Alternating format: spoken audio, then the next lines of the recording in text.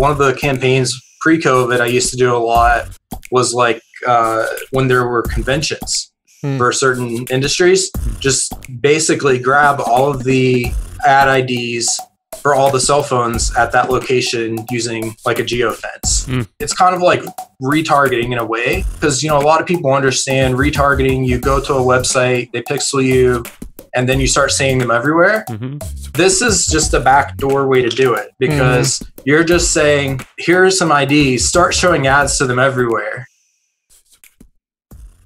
This is an intro. Intro. Hustle and Flowchart with your boy, my boy, Matt Wolf and Joe Fier. Hey.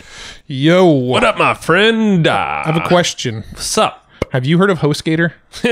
Have I? Yeah. I used to see their freaking billboards all around the San Diego, like downtown area. They got to be a pretty massive hosting company. You used to make a lot of money from them. I did. I made a lot of affiliate commissions off Hostgator. How much money do you think you made from that?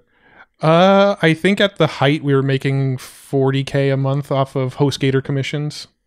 Yeah? Somewhere around there. $40K a month just off of Hostgator. Just off Hostgator commissions. Damn. And how cheap was hosting? I think they charge $50 a year. And they were paying us $100. You were making $40K a month. They were paying us $100 per customer we sent them, and the customers only had to pay for like a $50 per year subscription, because they knew their customers would hang around for years and years and years and years. And so like they would basically pay like 2 years worth of their freaking revenue to get that customer. I remember when you were telling me this years ago, before I personally was getting into affiliate marketing. Yeah. So when I was doing video production, doing my own stuff, when we were kind of just like kind of supporting each other, but not partners in biz. You were doing this, and it made me so fucking jealous. I was like, wait, what?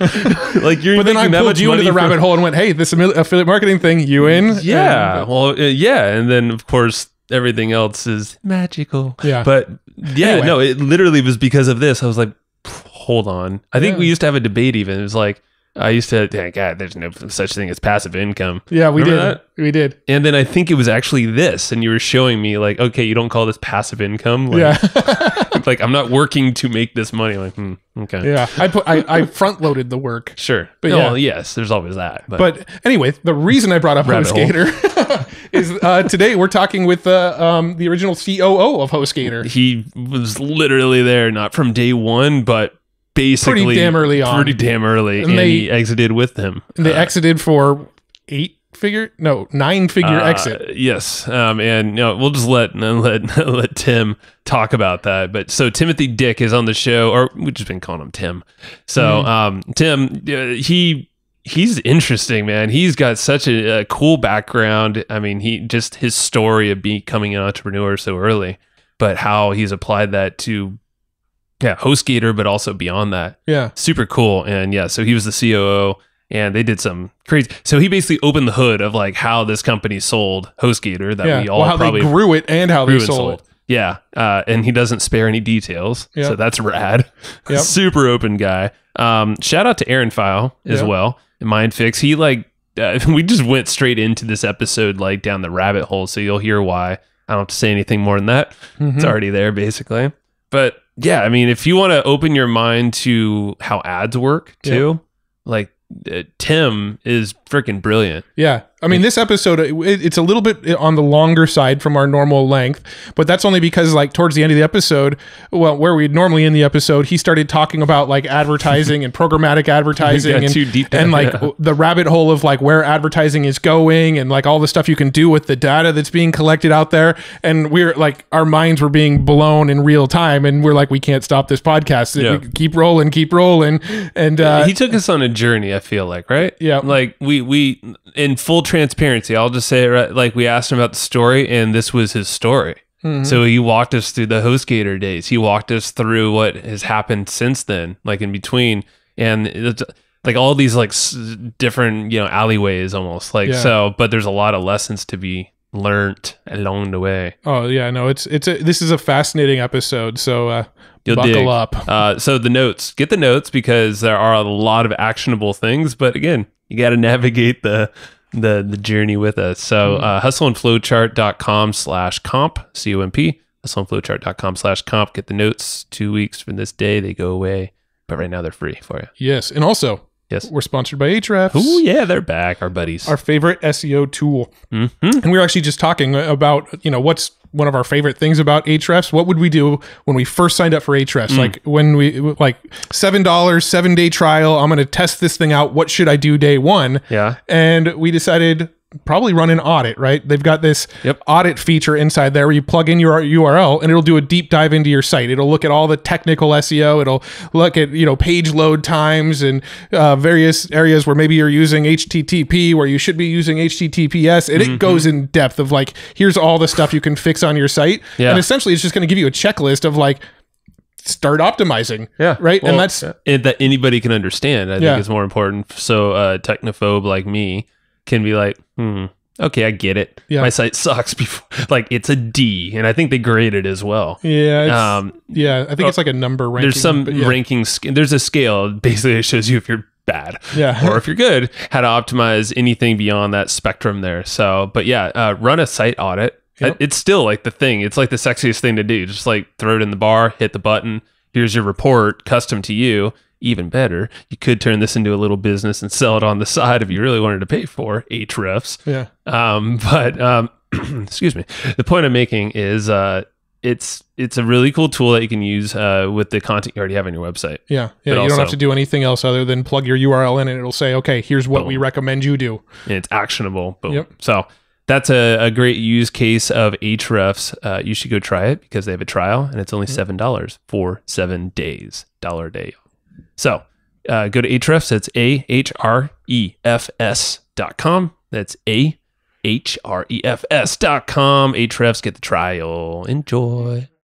All right, Tim, how you doing? We're live. Good. How are you guys today? Great, man. Now, do you prefer to go by Tim or Timothy? Tim's fine. Either really. We're casual around here, man. All right. All right. Yeah.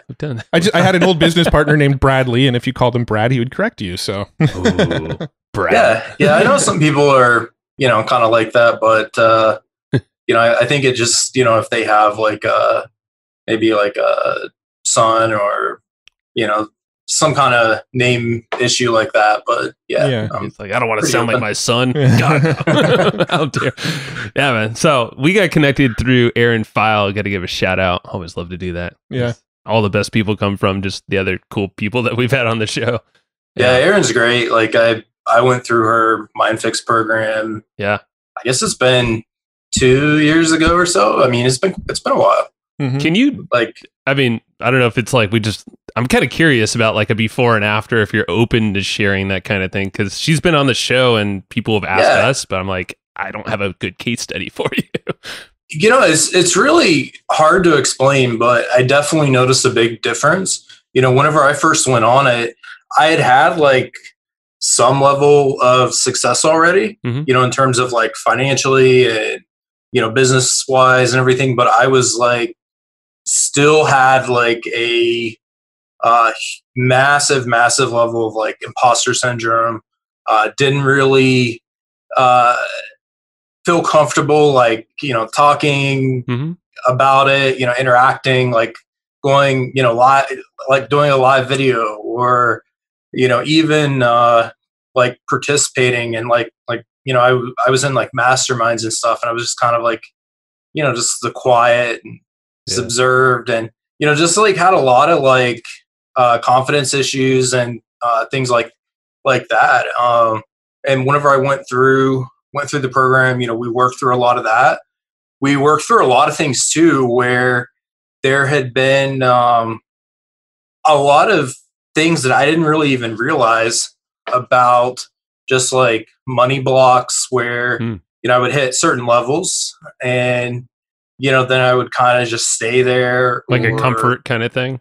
Yeah, my comfort was getting companies to around 5 million, and which is very, it's good. I'm not complaining. It's a nice comfort zone, for a lot. And then it was kind of consistently with multiple companies like that, and just not having. I didn't for one of the beliefs that we kind of uncovered, through it was that I didn't really allow myself to have feelings. Really, I suppressed it. And it was so How did your feelings? This is like going deep now. Yeah, we just jumped straight into the fire. We're like, where would they come out? Like in business or some other way? I kind of suppressed a lot of it, and it took a little while to to figure this out, and but we worked through it, and like this was just one of the areas, and like it was kind of like as an example, would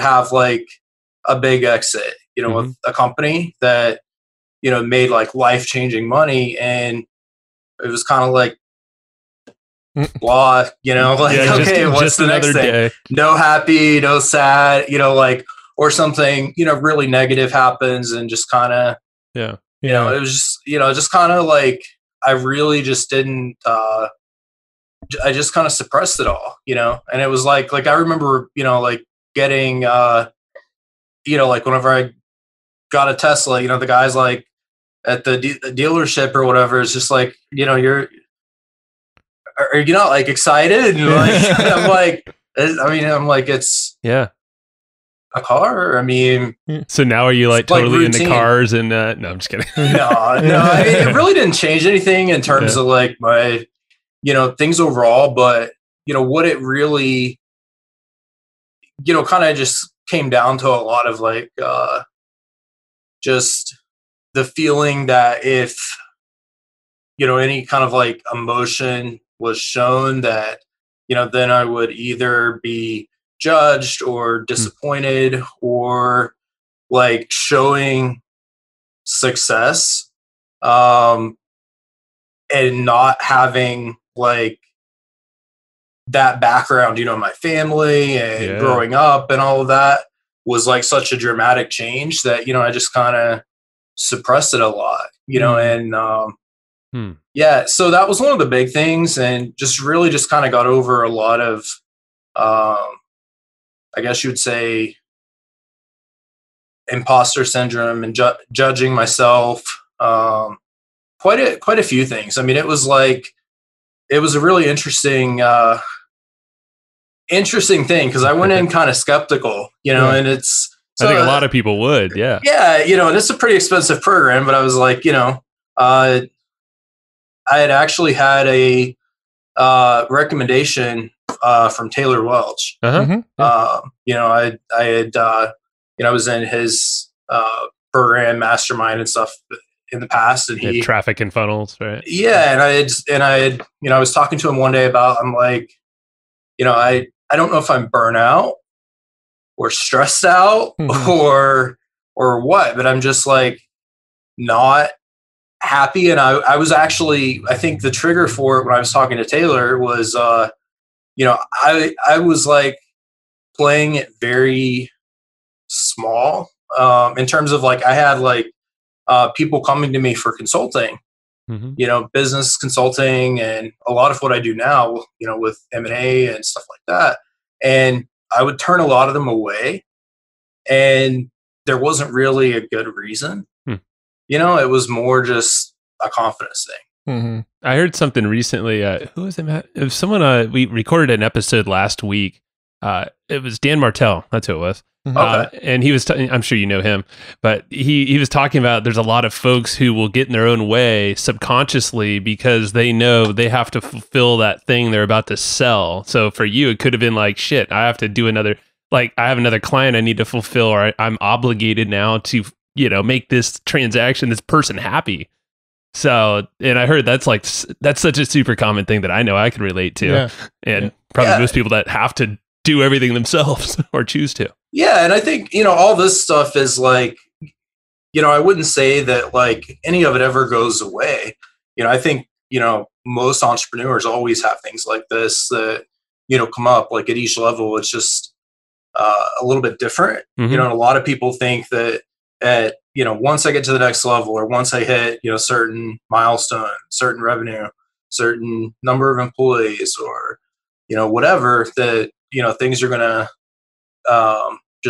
everything's just going to be magic and happy. But, it's something that these things, they just are different. You have different problems, but, you just kind of have to I guess I would say you do kind of have to just kind of keep things balanced, not let the highs and lows really get to you, and, keep a balanced perspective, but, definitely celebrate your wins, the small ones, the large ones, all of them. And, whenever you're dealing with something that's like at the time, it feels like a really negative situation or hopeless situation. It's like, I've been through things like that in the past, whether it's like patent lawsuits, business partner disputes.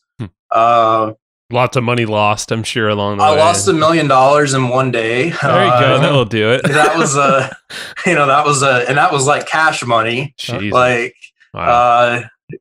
You just drop a duffel bag of cash in a dark alley. Oops, that slipped. No, I'm just kidding. So there's just been a lot of things like that. But whenever I look back at any of those, I've realized that, I'm more resilient, and I've going through those experiences just kind of makes me feel like whatever happens, going forward, it'll probably be a different problem. Things are likely not going to be the same, but I can deal with stuff, and that's like one of the biggest things, and I think, I mentioned last time, one of the biggest I guess one of the points that, I kind of realized that, that I could stop worrying so much, and, my stress level went way down, was whenever I realized that, I was confident that I could rebuild, something if I lost everything, and it's kind of like looking at, in the absolute worst case, and you lose completely everything. I mean, I would just, go online and build something else. Right. It's like nothing and no one can hurt you. So it's like, why feel anxious or scared, even losing a physical thing like, a car or money, even $1 million? It's like, it doesn't matter. Can't hurt me. Yeah. Yeah. I mean, you can always rebuild. I mean, it's, if you, especially if you have like sales skills, marketing skills, and you, develop that. I mean, you have like some resiliency built in. Yeah. Well, very cool. So, I mean, what you're saying is very, so with Aaron, I worked with Aaron too, and Aaron really, really helped me with the imposter syndrome. That was like the thing that she honed in on, because we do this podcast, right? And so when I'm interviewing entrepreneurs who in my mind are way more successful than me, I'm sitting here going, who am I to be talking to this person, right? And so that was the big thing that I worked with Aaron on, and she, like, for the most part, completely cleared it for me. That's why I was saying very cool, because I'm very like relate to what you worked on with her as well. Yeah, her work, it's amazing. Yeah. But you've done like you have definitely gone way down the rabbit hole with her. But I know, like, your backstory. I'm sure that's what you want to get to. I was gonna say, I feel like we jumped into, like, how when they start a movie, they always jump into the action scene, and then after the action scene, they're like, all right, let's rewind and go back to like how we got to this point. I feel like that's how this podcast started. So we should do that more often, man. I like it. It's like, boom, threw you in the deep end. All right, now who the heck are we talking? Yeah. So I know you have history with Hostgator. I used to be a really big Hostgator affiliate, actually, so we could probably talk about that a little bit later. You're a customer of ours too. You read our stuff, and that's super cool. I see your name a lot. Yeah. So let's go back. So what were you doing before you were kind of an entrepreneur, and how did you get into it? How did the Hostgator story happen? The exit, all of that. Let's get into the details. Yeah. So I was born and raised in rural West Virginia. My family was not entrepreneurial. My dad was a coal miner. My mom was a homemaker. Didn't really have history of any kind of entrepreneurial type endeavors really in the family, and that was kind of something where I was in a small town, and from a really small age, I always from a young age just like felt kind of different. I felt like, there has to be more. I would see things on TV, and it's just like, really there's more to the world than what's here, and basically once I got on the internet, that was really when when I got opened up to, all the opportunity that's out there.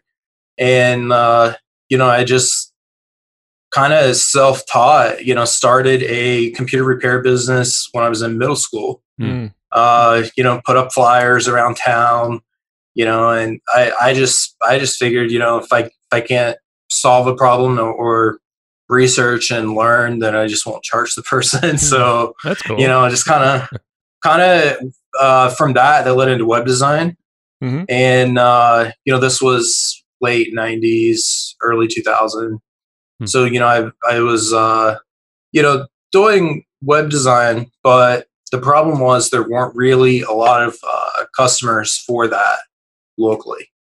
Small town, there's only so much there. So I realized, on the internet, through like message boards and all these different things that, I could do business with people in other places. And, I was maybe 13 or 14 years old, but they didn't know that. And, that's right. You had the facade of the internet. Yeah, exactly. And, so long story short with that, web design kind of led into web hosting, and I thought, well, that's kind of cool. people pay every month, and you don't necessarily have to like do something every month. Like you just set it up, and as long as it, the server stays up, I mean, it kind of just rolls. So basically, I've pretty much always been an entrepreneur because, I basically have made six figures since middle school, and so I was in the small town, very, very small town. Like our entire high school had like 100 people in it. Whoa. Something like that. So you were like this kind of anomaly that like came out of nowhere. Yeah. And it was just, like I finished high school early. I was fortunate that, there was a pretty supportive community. I was getting like a lot of publicity at the time for being so young, and had like a couple newspaper covers. The school was getting attention for, so they were happy with that. Like, and it was just this crazy time. My parents had no idea. They didn't know what to think about it. Like, they were kind of like, what are you doing? Why are there money orders showing up for thousands of dollars? And you're just like spending so much time on the computer, and like, how does this, how does this work? Yeah. And like they finally just kind of accepted it, but I think they still didn't really understand it. And, they eventually, they just eventually accepted it, so finished high school, early. And, at that point, I moved, the day of the high school graduation, so I had already had an apartment in like what would be considered like the more city-ish part of West Virginia, I guess. So you're like you're like out of there. Yeah. And graduation day, I moved, and it was in a college town, and I was debating going to college then, and I just couldn't do it though. So I just didn't want to like set through classes that weren't relevant to what I was doing, and then knowing in my mind that I was already making probably more money than the person teaching. Yeah. And all these in high school you were already it was just all these weird feelings. So like but I was really excited because like whenever I moved to my first place, first apartment by myself, I could get cable or DSL internet because, where my parents lived in that area at the time, there was no broadband. Dial up, everything, huh? Oh, man. Everything was dial up. So you just like saw probably like dollar signs too, and exponentially like, oh, I could do everything way more efficiently. Yeah. And so, from there, social media wasn't as that big of a thing back then. The form of social media, I guess, were like, there was like IRC chat rooms and message boards. And so, I had met, others in the web hosting industry. I wanted to move to a bigger city. Ended up basically kind of folding my web hosting business at the time into another larger company in upstate New York. Moved up there, so I moved to the Albany area for a couple years, and was I guess 18 or 19, and I folded my operations in and was VP of operations at a company there in the web hosting industry. There for a few years, we didn't get along too well. So that company will be nameless. But then through message boards again, after I'd been there a few years, my friend messaged me, from a message board. He said, "Hey, HostGator's growing a lot. Like, you have a lot of experience in industries. You want to move down to Florida and help?" And I went down and met Brent, the founder of HostGator, in person. The first night that that I was there, we went to dinner, and then we ended up talking like out in on his like front patio. Like, we were sitting there talking for like 10-12 hours straight. So we were just like, we really hit it off. And then we're like, wow, it's like 5 a.m. So I moved down about a week later, just literally went back and moved down. That's where he grew up, so he was founded HostGator then.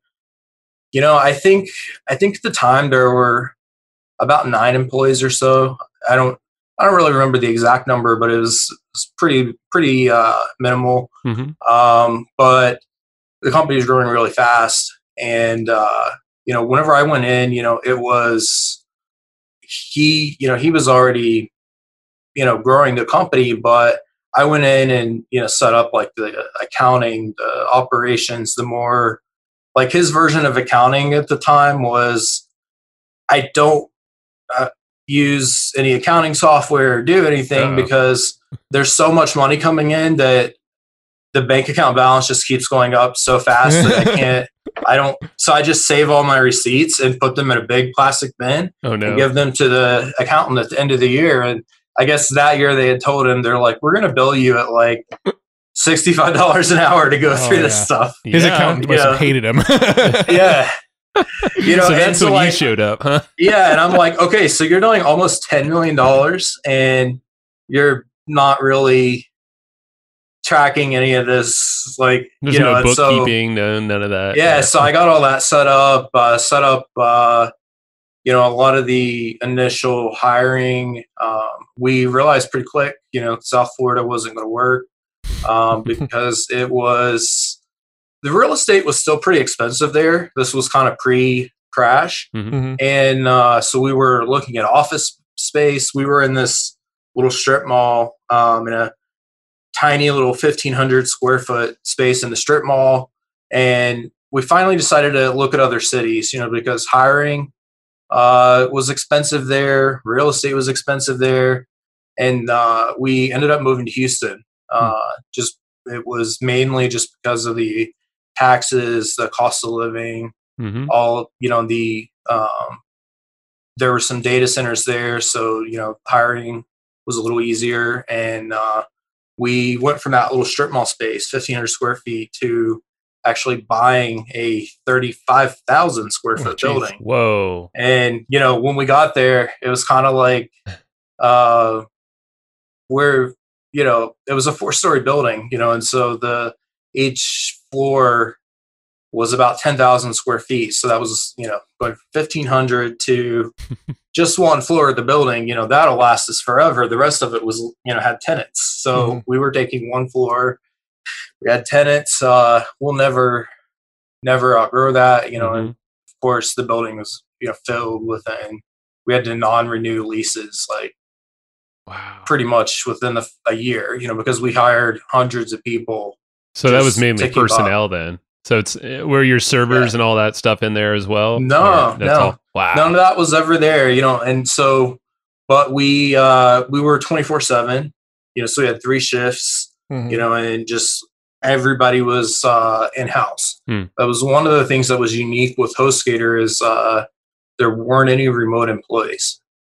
Gotcha. So everyone, and that's one area that, I differ in a little bit than, Brent, the HostGator founder, because he really at the time, wanted to be focused on having everyone in the office and, didn't feel that remote work could be very effective, and I felt that, either can work. There's pros and cons. So that's kind of where things went, and HostGator just kept growing. I was, at the same time, a few years in, I started a voice over IP company. And he actually invested in it. So I was still working for HostGator. I was COO at the time. It was kind of a choose your own title. But, it's just, selectively involved. Yeah. And we were growing really fast. And, he had said, can you please just go start another company, because I kind of have all my eggs in one basket. I want to invest in something else. And ultimately that was his baby, and we knew that, I wanted to build my own. So he invested $1 million into VoIPO, which is a voice over IP phone service. This was actually, put in perspective, before the iPhone existed, any of that. So Vonage was a competitor, and that was really it. There was no Magic Jack. There was none of that. And you're still, you still have this company running right now, right? I still own it. Yeah, it's 14 years old now. Dang, man. And wow. Some of we actually still have some clients that have been with us that for over, I think the oldest is almost 13 years. Wow. So with HostGator, well, Matt, you have some history with HostGator. You haven't said anything, but being an affiliate, because you guys were crushing it back in the day. Yeah, I mean, we actually had a company. Bradley. We had a company called LearnToBlog.com, but prior to Learn to Blog, he had a company called. Oh yeah, I remember that affiliate. Yeah, he had a company called Free Blog Factory. Yeah. Before that, so Free Blog Factory was they developed some sort of software where if somebody bought HostGator, it would automatically load WordPress onto their server and then a whole bunch of plugins and themes, and it was sort of set up for you. Right. And that was Free Blog Factory. I had a company called the WordPress Classroom, which was just training on how to be a blogger. We actually merged those two companies into LearnToBlog.com. And we made so much more money off of promoting HostGator than we did off of actually selling our Learn to Blog courses.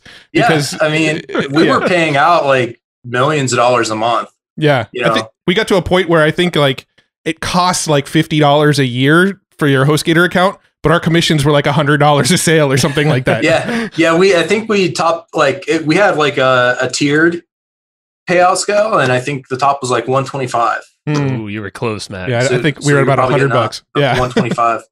Damn, I remember Matt telling me about that. I was like, wait, what? Hold on. So because I think that's when I was wrapping my head around affiliate marketing and how you can integrate that into your existing business. And here you are, trainer. Here's Bradley over there. I was going to call him Brad, but he would have slapped me. Bradley, he's got the service side. And then here you need the infrastructure, the foundation, which is hosting, just freaking affiliate. There you go. Yep. And that overtook your business. And that's kind of one of the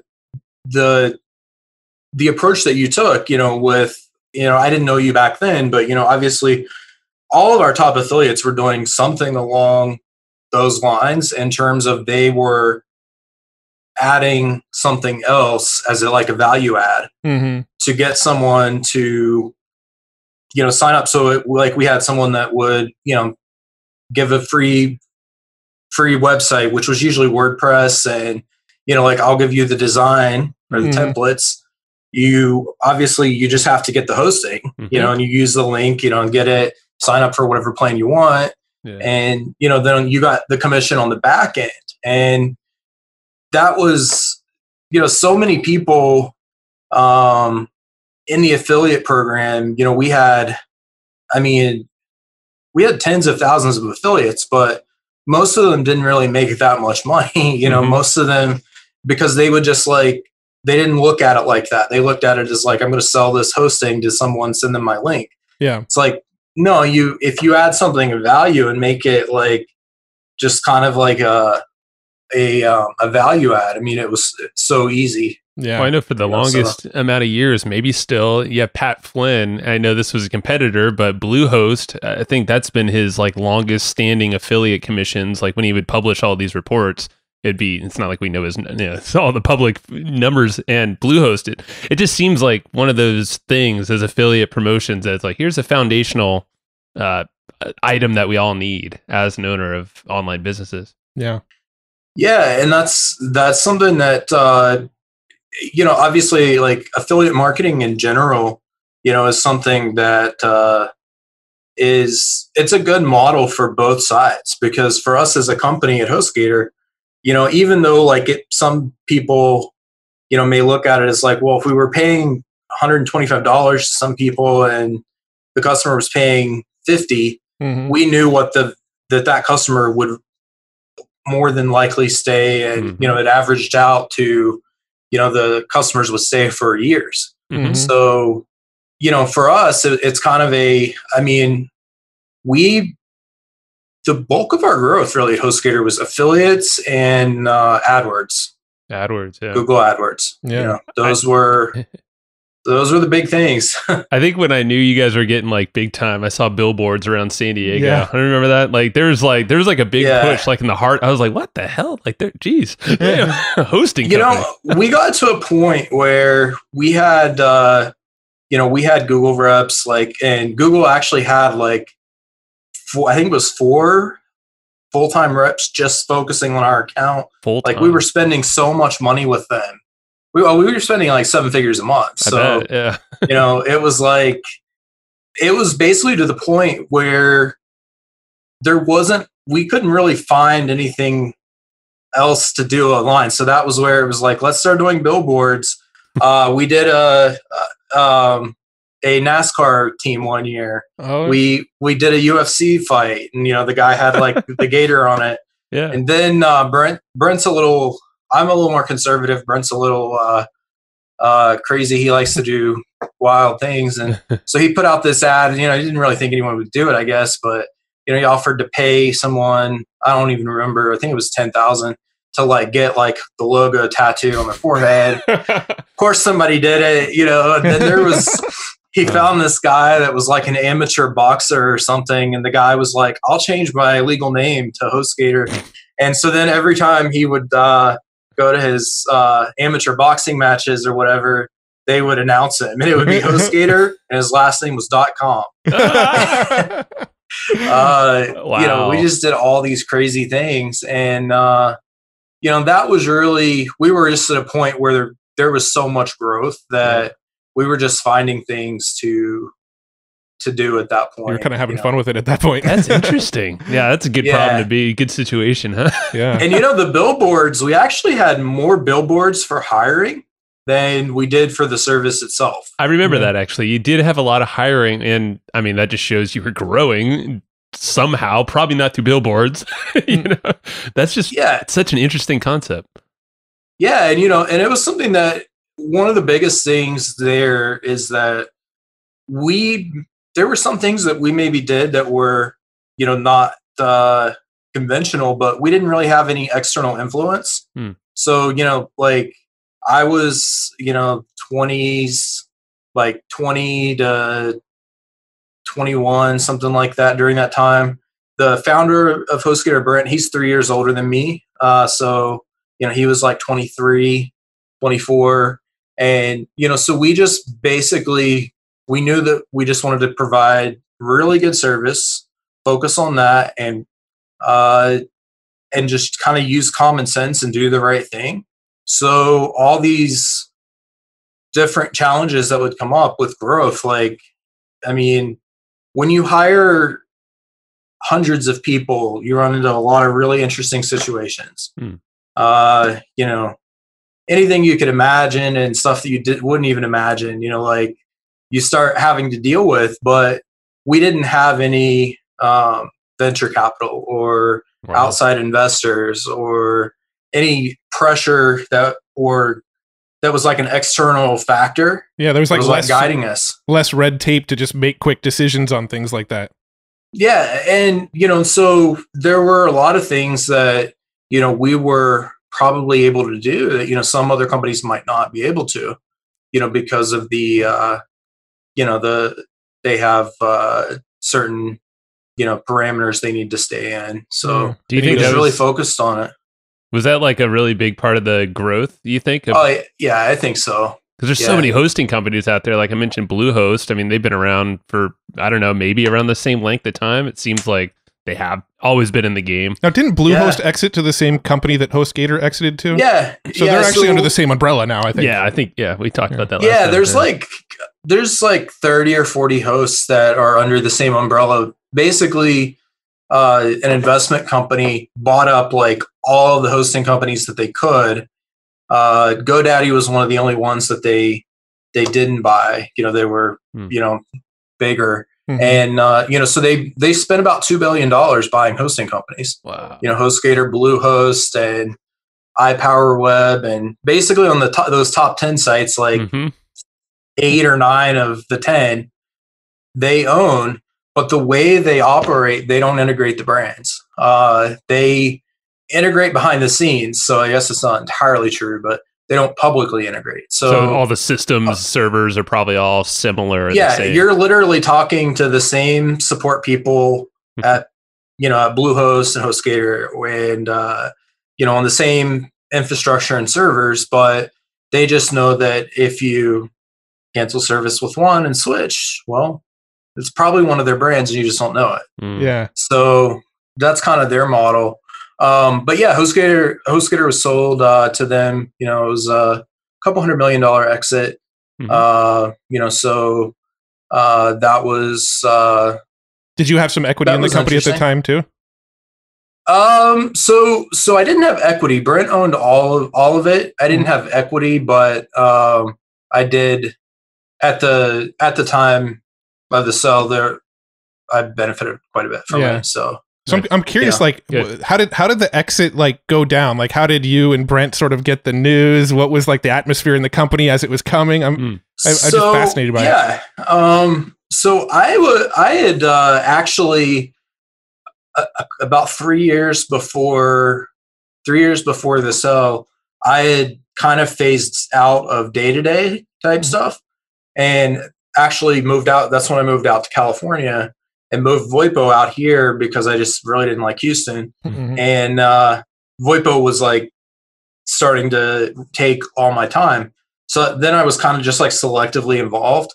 So it's kind of hard for me to say like how like the day-to-day, looked. I know that, there's a period where there were a lot of rumors and things like that. But, ultimately it was something that it was not really a planned sell. It was kind of like if they happen to offer the right amount of money, it'll happen kind of thing.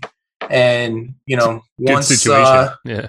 and once he, he decided that, they had hit that, then, they announced it and it took about a year to, fully close everything and exit. There weren't any immediate changes, but it was definitely like a really big roller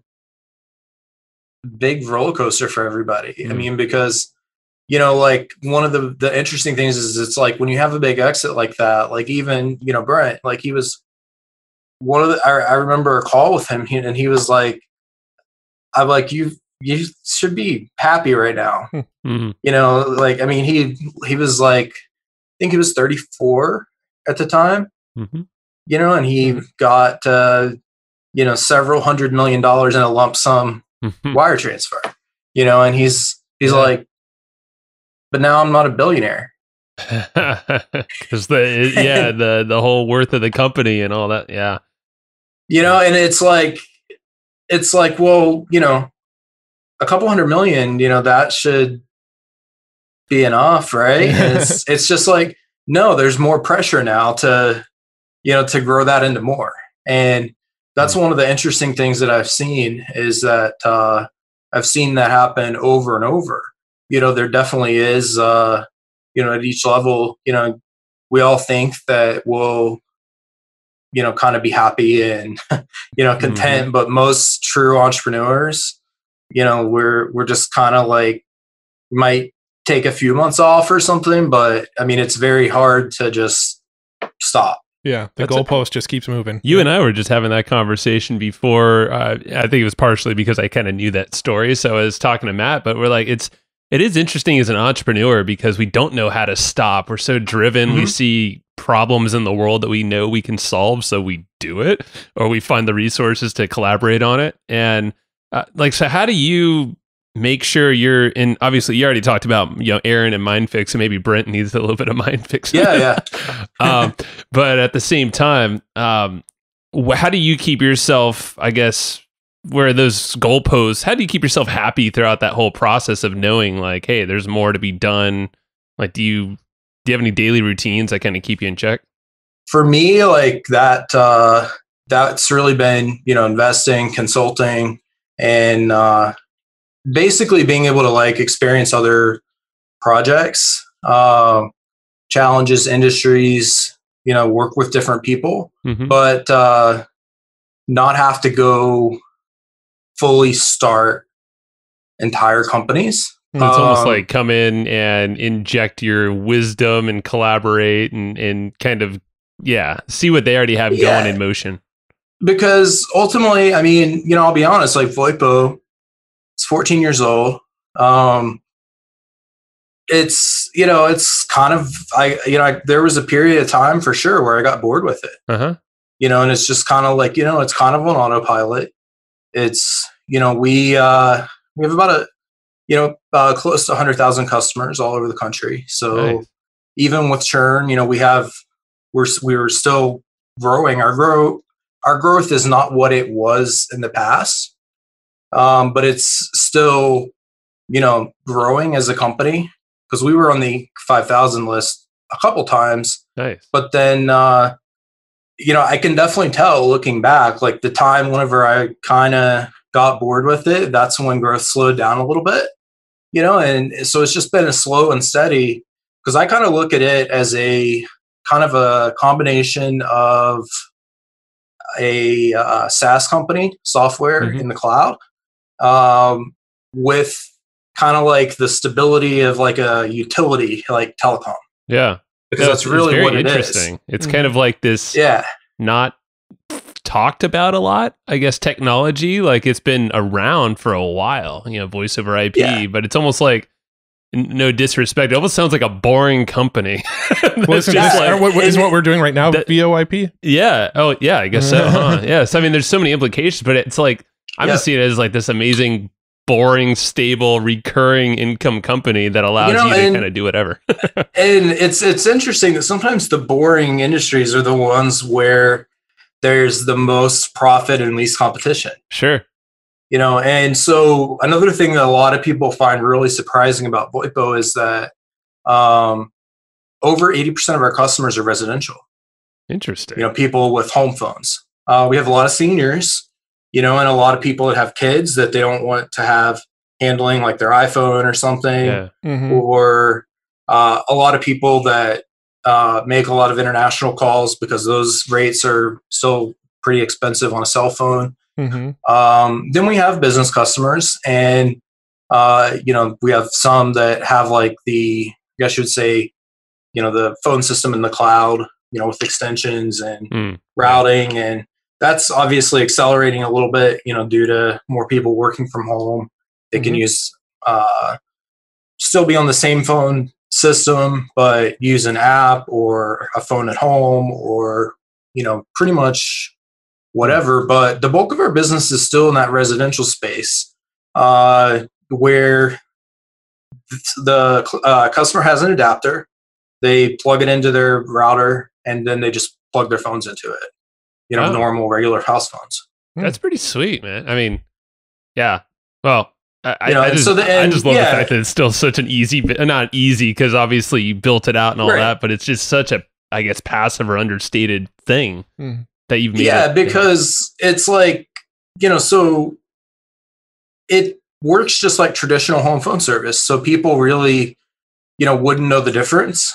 But where we're at with it now, it's kind of like we have a couple, like we have the core business, but the network and infrastructure that we've built, over the years, that can be used in so many different ways. So now within that business, we're looking at, building new services that utilize the infrastructure that we have. So because, a lot of apps tie in with like Twilio and things like that. And they may offer phone numbers for, like $1.50 a month and then charge usage fees and things. We're an actual licensed phone company, so they have to go through a company like us to get the phone numbers that they offer to developers. So that's like texting companies, all these security like text messages with apps that like require this text to log in. Like there's probably like so many implications where you can tap into. Yeah. And so we just haven't built a lot of the developer tools for developers to tie in, except in custom situations. So we're working on more things like that. Those phone numbers cost us 5 cents. I mean, then Twilio or someone sells them for $1, but that's still 20x. Jeez. Well, there's the math right there, why it's so sexy. Yeah. And it's recurring too, right? Yeah. And then there's and like usage, like, wholesale carriers don't actually pay for usage. They get paid for it. So it's kind of a convoluted thing, but if a company's charging you for incoming calls, they're getting paid on the back end of the telecom infrastructure, and so they're getting paid twice. Wow, interesting. Okay. And you might remember like years ago, there were some cell phone services that had like free incoming. Sure. That's why. I mean, they're getting paid on the incoming. So it's just like this system, this thing that people are just so accustomed to paying for. They're probably not even questioning because they don't understand what's happening. Well, yeah. And they also look at it as like, it's so low. The prices dropped so much over the years that they're like, well, I used to pay, $40 or $50 for that.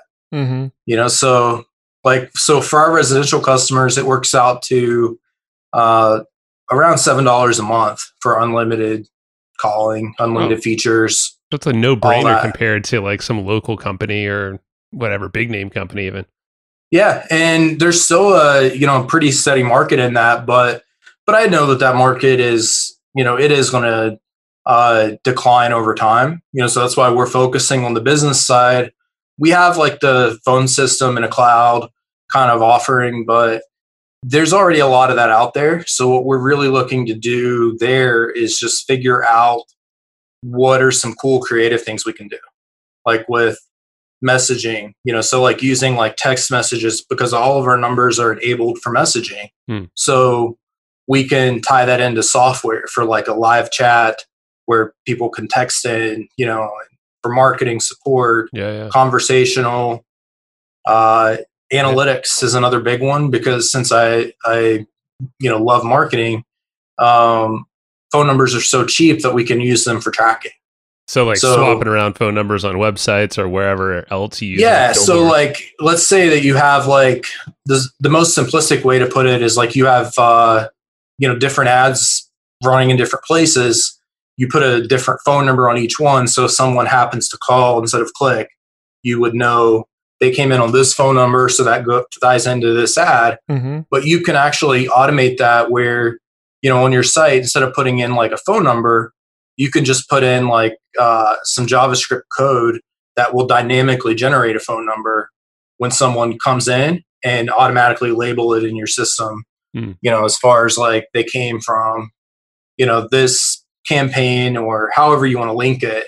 And so then, it's just better attribution. And when you combine that with, both the voice side and also texting, there's a lot of really cool stuff that you can do. So we're, we're working on some products, products, that fall into those categories. And that's really where we want to put like our R&D, because it's the core of the business is going to be still slow and steady. Mm-hmm. And it's something that sometimes it is tempting to just sell it because I get a lot of unsolicited offers, I'm sure. It's like, cause it's just a lot of recurring revenue. Yeah. Mm-hmm. Those are always very valuable. I mean, they're, yeah. I mean, yeah. So when you've got, we do around 5 million or so. So, nice. That's a decent amount of recurring revenue. Profit margins are good. So it's kind of a, something like that. But I just look at it as like, it's a platform to build on, and it's something that there's so much more that we can do with it. That it's also an asset that can be looked at in different ways, because like in a sell, there may be if whenever I do sell the company, no plans to do that currently. But stop the offers, everyone. Stop them. You ain't gonna say but like the infrastructure could be sold separately from the clients and as like assets, right? Like individual asset sales. Yeah. Because even just like say like a regional cable company wants to launch a phone service and they don't want to spend $1 million in several years getting all the approvals and licenses and all those things in different states. They could technically just buy the entity that already has those. I think it's super smart business, man. Like retain the ownership of the foundation, but like sell off all the, or even maybe collaborate with partners who are doing something really cool. Like you have this cost savings vehicle. It's already proven. You have the infrastructure. Just build on profit layers, right? It's like yeah. And then that's profit layer. That's that's my consulting company, and it's actually a consulting company that has an agency side, to it. So consulting wise, I do a lot of the one-on-one consulting is usually like M&A and business stuff in the SaaS space, usually, where it's like, helping do due diligence on deals, where that's like kind of like reviewing all the details, finding, matching investors with potential acquisitions and things like that. And then, I kept running into situations with a lot of clients that where I would, end up doing some consulting on marketing, because marketing's always been something that I've been really fascinated with. And, I've gotten into a lot of cool stuff over the last few years with like programmatic, native, and like all these new platforms.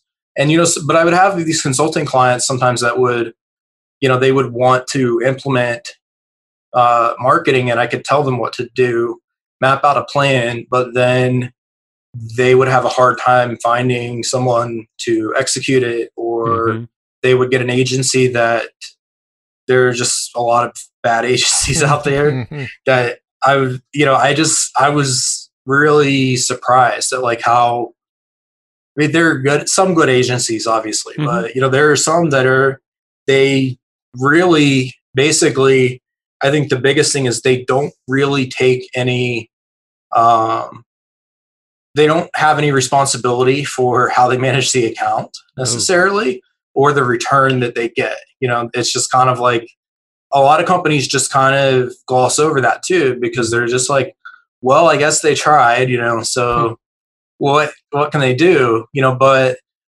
so I ended up buying an agency, and about a year and a half ago merged it into Profit Layer. So now we have the agency. That's with Nick Peterson, right? Nick's part of that. Yeah, he's nice. He's part of it. And he works a lot with like the organic referrals, that integrating like those types of things into campaigns. Because we like with anyone that we're working with, on the agency side, it's like we look at the full picture, in terms of we're not necessarily just managing, just one ad platform, just Facebook ads or just Google ads or YouTube ads or anything. It's, we're looking at like their revenue growth, and the actual real return. So kind of like as like an investment advisor, like, we're managing their ad dollars to get the best result, and depending upon what they want, and for most people that's to make more money, and so it doesn't matter how many likes or clicks or shares or,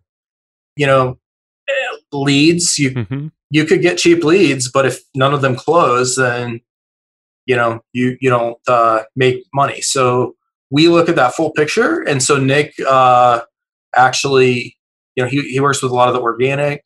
And then I'm much more of a paid traffic guy. Like because it's kind of like, it's that balancing act, there's opportunities on both sides, but it's like, especially with like programmatic types of advertising, you can go in and the targeting can be so insanely tight that you can speed things up a lot. So, like building relationships and, your audience and everything from a paid standpoint, you can just literally really hone in on your audience. Like, so you can do targeting because there's all these data providers that you can buy data from. And then there are ad networks, and so Google Display Network's a good example. Google Display Network, a lot of people understand that because websites, off of Google, just general websites can make money using Google AdSense and put those Google display ads on their sites. And there's like a handful of other networks, that do that.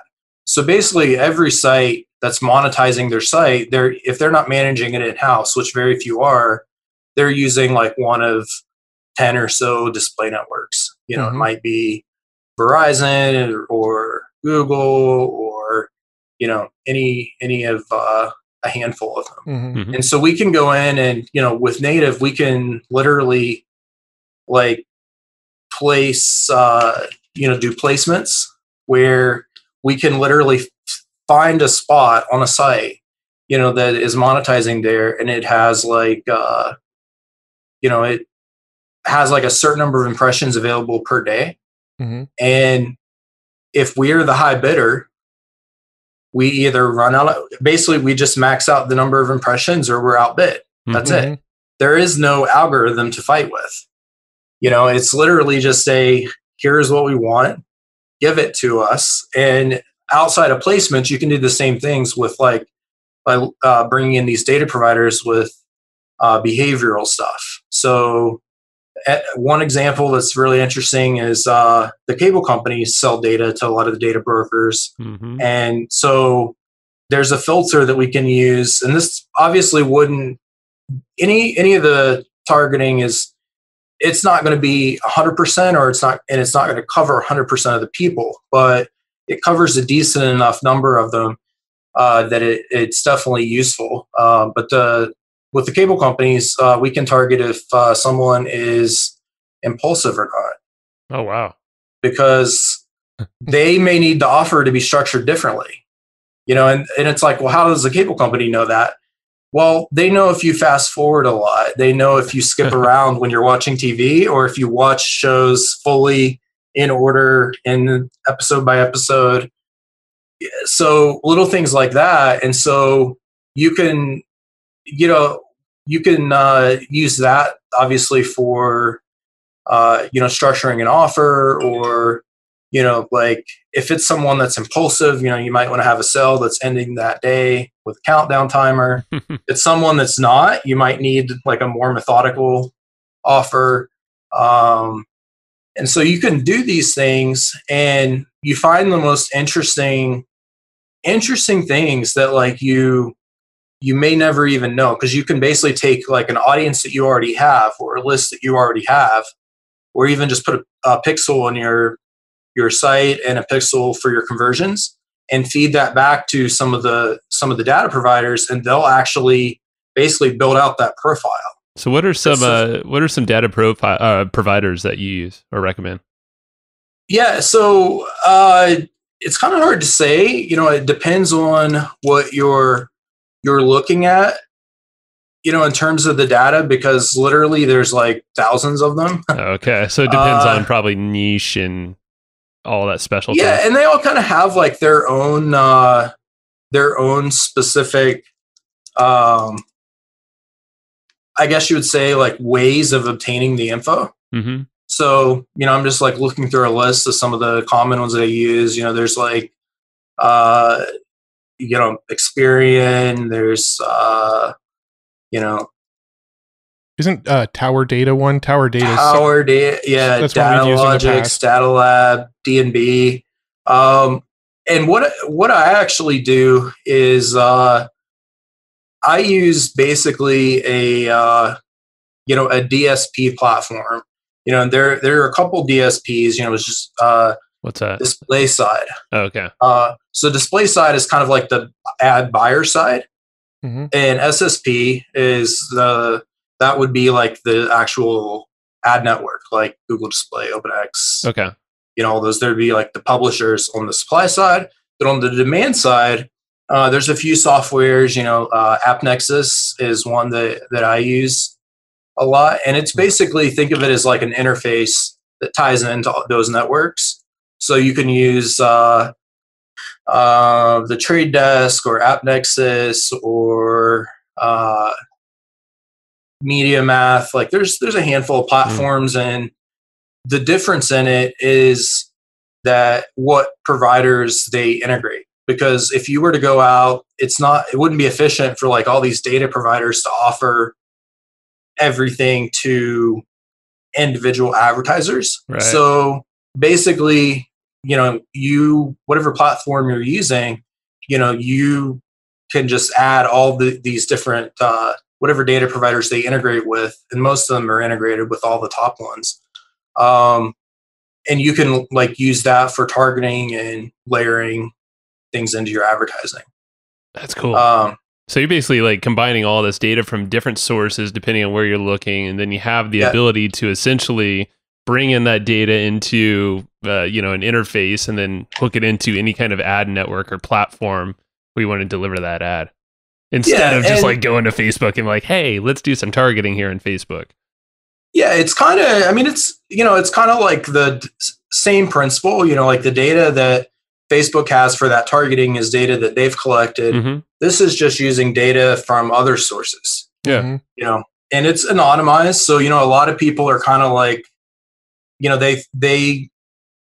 lot of people come to me and they're like, can you pull some data for me? And I'm like, yeah, it doesn't work. I can very easily run ads to that data, like with using it as targeting, but I can't just like give you like a lead list or something. Yeah, it's like, I want to know about the guy down the street. I want to target. No, it's like, no. It doesn't work that because what happens is like when you, even like when you are identifying like your own, say like if you took your list and you wanted to profile it to see like if there's any like high concentrations of something, like maybe the people on your list like Heinz ketchup. Mm-hmm. Little things like that is so random sometimes, but it'll be like you have a high correlation of this, and it's not going to like identify the person or the lead or anything. What it'll actually, it matches it up using like an anonymized token, mm-hmm. and so it's just like this ID number, I guess you could say, that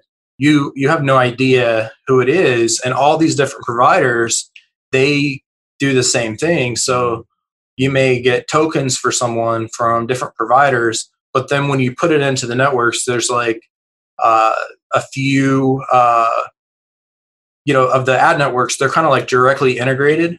Mm-hmm. A few of the major ones that will basically export an audience, of those people. So it's like matched up, and then the export, so you can then throw it into wherever you want to display. Yeah, we've downloaded a list of podcast listeners, and what it did was it gave us a list of mobile ad IDs, MAIDs, right? And they were just like random strings of numbers and letters that nobody can interpret, but you can actually upload that list into Facebook, and Facebook can target those people. Yeah, and you can do some really cool things with that. So like those ad IDs, like you know, Android and Apple each have their own version of it, but it's almost like a serial number in a way, but it's an ad ID, that they have for people, and like you can do some really cool stuff, one of the campaigns pre-COVID I used to do a lot was like when there were conventions for certain industries, just basically grab all of the ad IDs for all the cell phones at that location using like a geofence. So how would so you would get those ad IDs from whatever provider from that conference or similar people, and then what, geo-target? Yeah, I would just use in the ad platforms, there's different geo targeting providers. And so I would go in and I would say, okay, here's the address and everything that's within how many ever feet or miles or, whatever some of them you can actually even draw like in the geo coordinates, you just draw like a perimeter or something, a perimeter. And it's like any cell phone that was there during these hours, grab a list of those IDs and then start running ads to them. And so what's really cool is like you have the ability, I guess, technically to run ads to them while they're there, but that's such a short window by the time you would get ads uploaded and approved and all that. But you can download those IDs, and even though 100% of the people that were there at the time may not necessarily be like if it's like a dental conference, they may not necessarily be dentists. I mean, there may have been some other people there, but the vast majority of them probably were. Mm-hmm. So then when you take those out and you just start showing them ads, and it's kind of like retargeting in a way, because a lot of people understand retargeting. You go to a website, they pixel you, and then you start seeing them everywhere. Mm-hmm. This is just a backdoor way to do it, because you're just saying, here's some IDs, start showing ads to them everywhere. Yeah. I like and you just can build up these audiences. And like there's actually some of the data providers have even put together audiences where they've basically kind of curated them for multiple events and conferences and things. Yeah. But you can do some really cool things like that, and it's changed so much even in the last 2 years, 1 year, in terms of the accessibility of that type of advertising. Yeah. Because it used to be kind of something that budget wise you had to, be like a Fortune 500 to, get access to it. But, now, I mean, we can run campaigns sometimes for, people spending just a couple $1,000. Yeah. Yeah. And this is like kind of what creates those like sort of serendipitous moments where people are like, my phone must be listening to me. I was just talking about this. Well, your phone didn't listen to you to hear you talk about that and then put an ad. No, the data that's been collected knows you so well that's why you're seeing these sort of serendipitous ads of like, man, I was just talking about this thing. Yeah. And it's, and one of the, the big things is that if you, are basically feeding your conversion data back. So you have a pixel or something to tell the ad network that this person actually bought something. You're tying into so much data, with these networks that then they're able to optimize using AI, machine learning, and basically keep figuring out these little niches to kind of put your ads in, and you could get to a point where it's almost like super predictable. Like I know for one ad network that I work with, Quantcast, they have enough data from VoIPO that I can literally place ad insertion orders with them that are CPA based. So there's cost per acquisition, because they'll just respond back with the volume. So it's like I can say, I want VoIPO customers for $60 each. How many can you give me this quarter? Oh, wow. And, they just reply back, and you just pay that flat performance.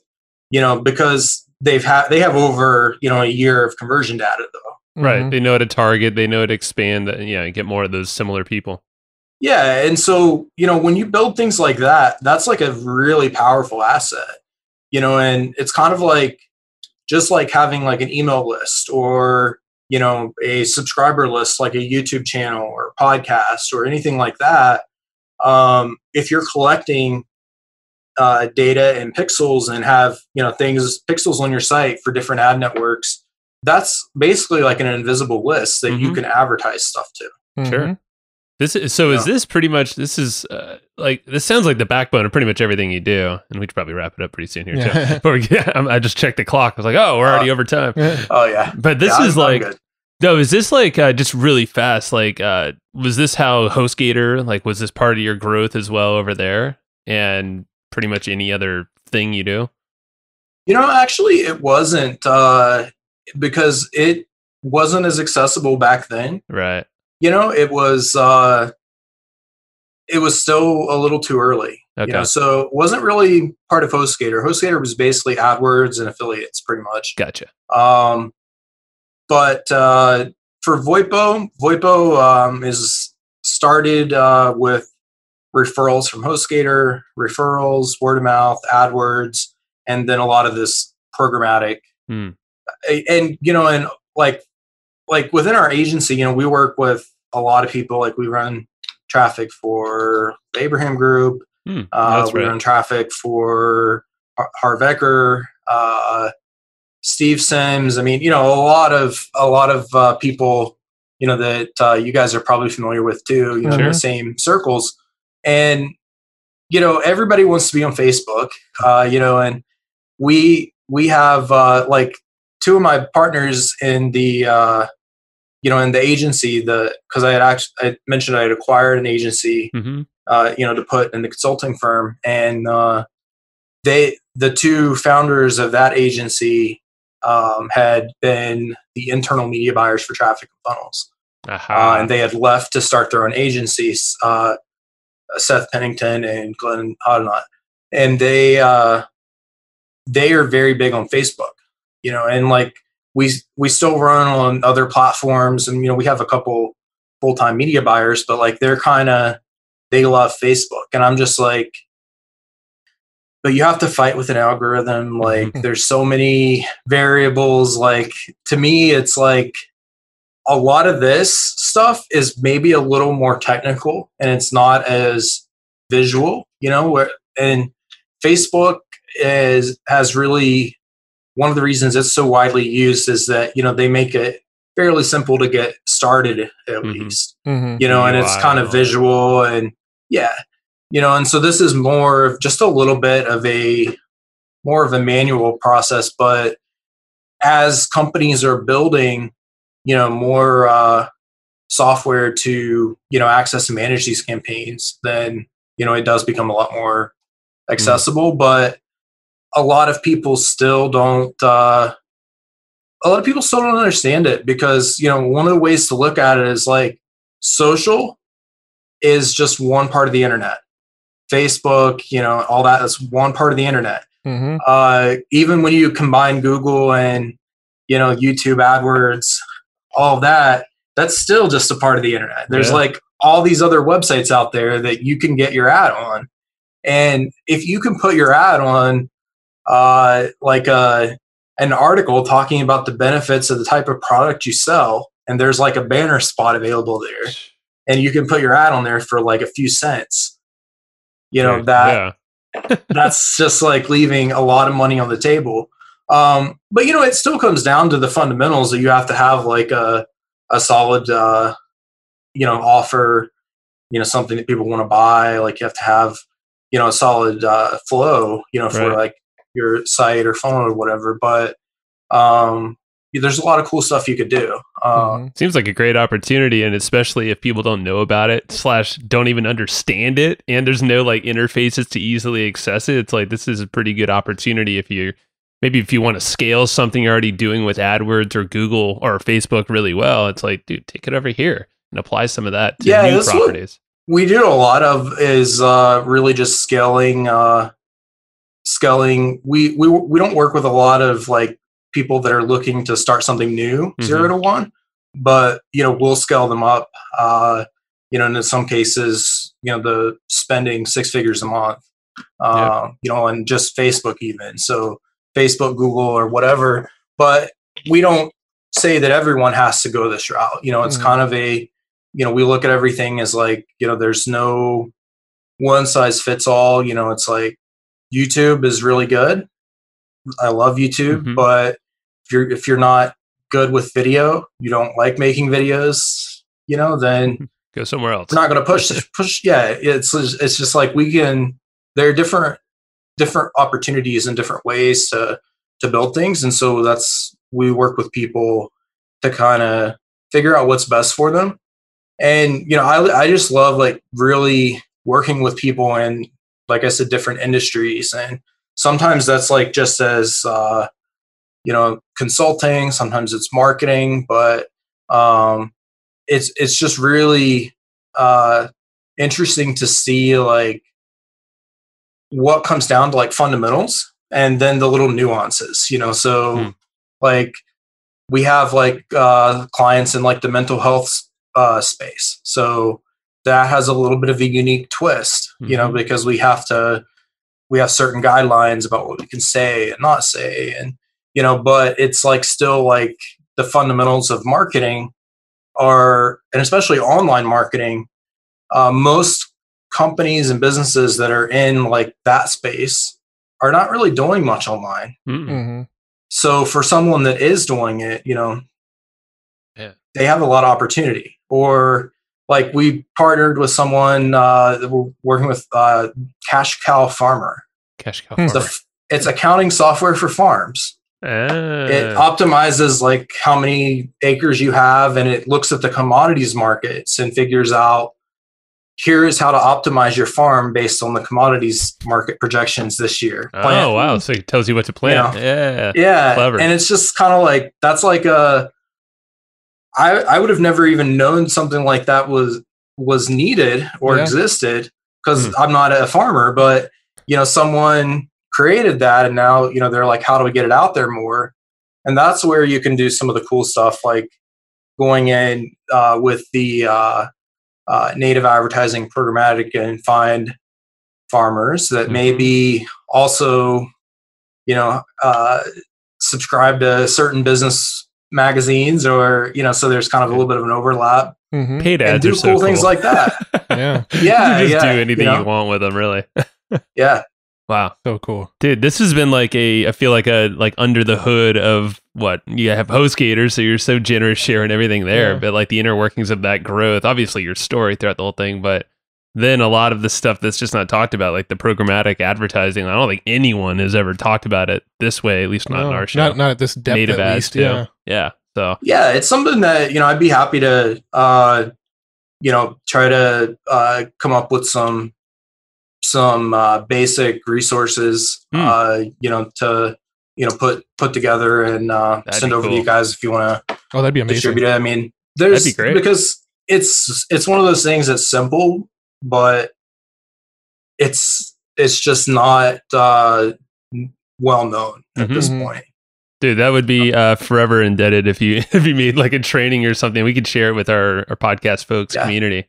That'd be right. Because I think like this is just, for me, it's like a light bulb moment of like, oh, there's so much more out there. Yeah. But it's also so early on, it's seeming, where there's probably a lot more opportunity now for folks to jump on it. Yeah. And it's it kind of overlaps a lot into like psychology and everything, because you are looking at, behavioral traits and psychographic traits and different things. Because another good example is like, does someone use coupons or not? And the Kroger cards, Ralph's cards, all those things that are tracking it, they sell that. And, and an example with that is you may create like a dynamic offer where it just quickly flags people couponer or not. And if they are a couponer, then, it's like 40% off today, here's the offer. Yeah. But if there's someone that doesn't use coupons, they may respond better to like a full price offer, even if it's the same price, just by not showing that there's any kind of discount or anything, then that person might respond better. Yeah, with maybe there's a bonus, or maybe they're looking for some other thing in addition, to make them feel warm and fuzzy, not a discount. There's psychology. Some people are like, I want a deal. Sure. So they want to see that. Then there's some people that if they see deal, they're like, oh, I don't, I'm not a bargain shopper. Yeah. That's a good point. Yeah. And it's just weird, crazy little things like that you think about and they make sense, but you don't realize that there's the ability to, tap into things like that. Well, let's leave people hanging, and they can do their own research, but eventually when they get some training from you, can dig in a little deeper. No rush on the training. So where can people go and learn more about you, get involved with what you're up to, all that kind of stuff? Sure. Yeah. They can go to Profit Layer, Profit LAYER .com, or find the Profit Layer podcast, Profit Layer website, or just find me, Timothy Dick, on pretty much any social platform, LinkedIn, nice, Twitter, cool. Pretty much any platform there, or timothydick.com. No one shouts out LinkedIn enough. I'm happy you shouted out LinkedIn.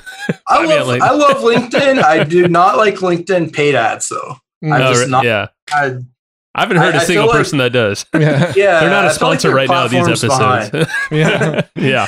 Well, I think they're getting better. Hopefully they're aware of it. I will say, though, that you can tie into LinkedIn data using Bing.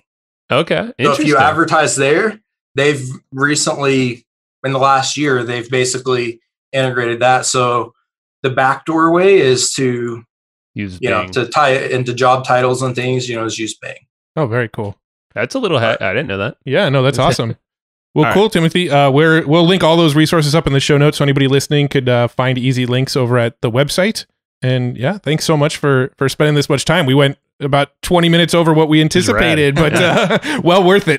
Thanks, man. Yeah. I think, hopefully, in some of the rambling and stuff, you guys got some golden nuggets out of that. And, there's some gold in there, yes. Well, we take notes for them, so if they ever want to, now that we'll let them know, shortcut to the actual takeaways, you can go check it out there. But this has been fun, man. Let's do it. And maybe there's something else, another round in just programmatic stuff, like deep diving into that. Yeah. Even more so. Yeah. I feel like we could do another round and kind of go through it. Yeah. That could be a whole nother hour on its own, I think. I think that'd be cool. Yeah. All right, man. Well, have a good one. Thank you. Sounds good. Have a good day. Bye. Yeah. Bye. Hey. Thank you for listening to that episode. This is Joe Fier. I'm sure you probably already knew that. And Matt is not here right now, but I'm pretty sure he enjoyed the episode just as much as you and I did, because, he went into the production of kind of making that thing right along with me. So thank you very much. And I want to give a quick shout out to our buddies over at Easy Webinar. These guys have been supporting us for a while, a long time. And Casey Zeman is just a super good guy all around. He's actually been on the show before. He's the founder of Easy Webinar. So if you look up Casey Zeman on any podcast platform you're listening to, go check him out. Go check out his backstory, what he's all about. You can learn a lot about webinars as well. And right now, Easy Webinar, these guys are actually hooking you up with a great trial. It's a completely free trial to test out their software, soup to nuts, check it all out and see if it's a good fit for you. If you go to easywebinar.com/hustle, that's HUSTLE, if you didn't know how to spell hustle, there you go.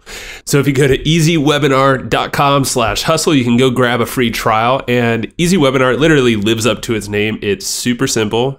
Super easy. And it does all the stuff that you're looking for in any kind of thing with webinars. They literally cover every single type of webinar you possibly can do. So from live to automated to scheduled at specific times and all these crazy features in between. Can't even list them all out. I'll be here way too long.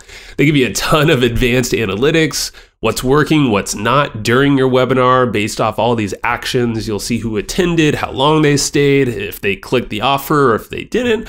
Basically, you're going to make more money and you're going to work less with this thing, and you're going to create better relationships with the folks that are listening because it's a good experience. You want to give that good experience along with some great content, of course, in a killer offer if that's what you got for them. So go try it out yourself. Go check out easywebinar.com/hustle. That's easywebinar.com/hustle. Alrighty. So that is the end of this episode. Thank you so much for listening to this episode, enjoying it. Hopefully you did. I'm pretty sure you did if you lasted this long.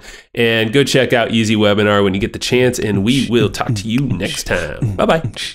Thanks, everybody, for listening to this episode of the Hustle and Flowchart podcast. For taking the time to listen, we want to give you something a little bit special.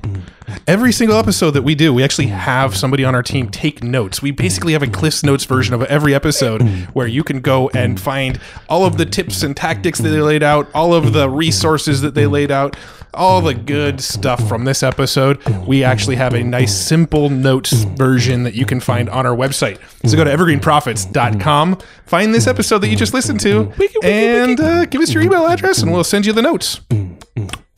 Thanks for listening.